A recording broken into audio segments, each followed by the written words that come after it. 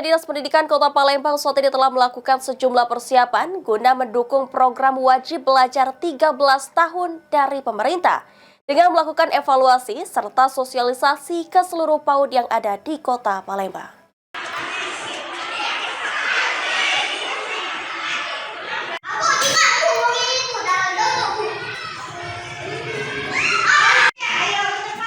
Menteri Pendidikan Dasar dan Menengah telah memastikan akan memperlakukan wajib belajar selama 13 tahun yang dimulai dari pendidikan anak usia dini.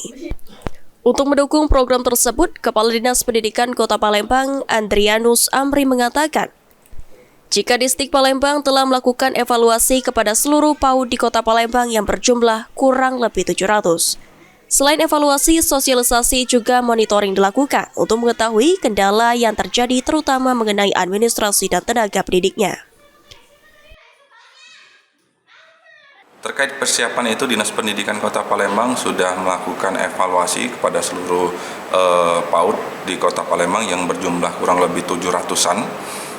Kami lakukan sosialisasi, evaluasi, dan monitoring apa-apa saja yang kendalanya, terutama masalah administrasi dan guru-gurunya.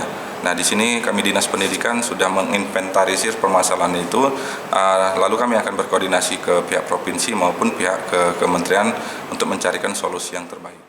Ditambahkan Amri, mengenai kendala yang terjadi akan langsung dikoordinasikan ke pihak provinsi juga kementerian untuk menemukan solusi dari kendala tersebut. Ilham Wahyudi, PAL TV.